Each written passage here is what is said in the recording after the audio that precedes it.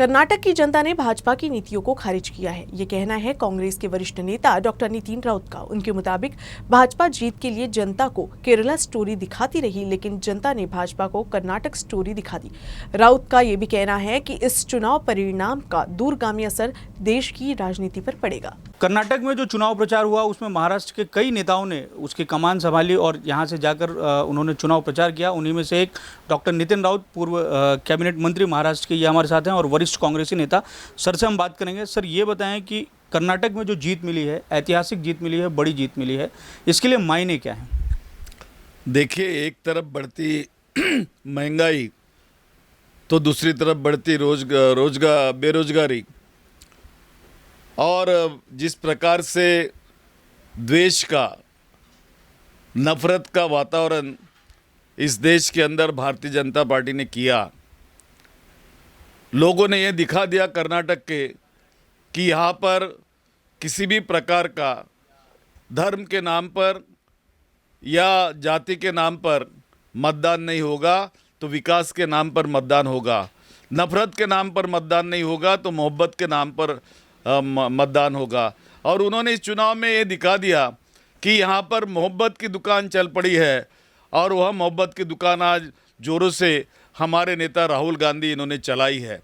मैं धन्यवाद देना चाहूँगा कर्नाटक की तमाम जनता को, कर्नाटक के कांग्रेस के नेताओं को, और अभिनंदन करना चाहूँगा कर्नाटक के कार्यकर्ताओं को कि उन्होंने यह ऐतिहासिक जीत पिछले 34 साल बाद श्री मल्लिकार्जुन खड़गे इनके नेतृत्व में, उनका गृह प्रदेश है वो, और श्री राहुल गांधी, श्रीमती सोनिया गांधी और श्रीमती प्रियंका गांधी, इन्होंने जिस प्रकार से आक्रामक रुख अपनाकर प्रचार किया और एक तरफ नरेंद्र मोदी जी, अमित शाह जी, जेपी नड्डा जी, तो दूसरी तरफ हमारे नेता, इन लोगों ने जो प्रचार किया, एक तरफ मोहब्बत का प्रचार चल रहा था तो दूसरी तरफ नफरत का प्रचार चल रहा था। इसमें मोहब्बत की जीत हुई है। मैं तो यही कहूँगा कि कर्नाटक में बैठकर भारतीय जनता पार्टी के नेता केरला स्टोरी देख रहे थे और उधर कर्नाटक की जनता ने कर्नाटक स्टोरी लिख दी है और वो स्टोरी आपको इस विजय में परिवर्तित होती नज़र आ रही है।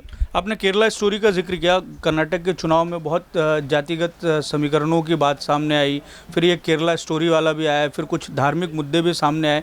इन सब मुद्दों को दरकिनार करते हुए कर्नाटक की जनता ने आखिर किस लिए कांग्रेस को चुना, उसको किस तरीके से आप समझा पाएँ?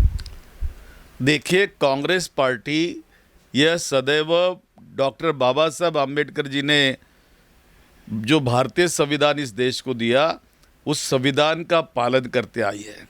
संविधान में जो लिबर्टी, इक्वालिटी और फ्रेटर्निटी की बात की है, उस आधार पर कांग्रेस ने काम किया और कांग्रेस ने जो सामाजिक न्याय व्यवस्था बनाई, जो धर्मनिरपेक्षता कायम रखा, इन तमाम मुद्दों पर वहाँ की जनता ने बखूबी सोच रखा और आज वो सोच को हम यहाँ इस विजय में परिवर्तित होते देख रहे हैं। महाराष्ट्र का पड़ोसी राज्य है कर्नाटक, वहाँ के चुनाव परिणाम का महाराष्ट्र के आगामी चुनाव पर क्या परिणाम पड़ेगा और 2024 में लोकसभा के चुनाव होंगे, क्या कुछ परिणाम इसके दिखाई देंगे लोकसभा के चुनाव में?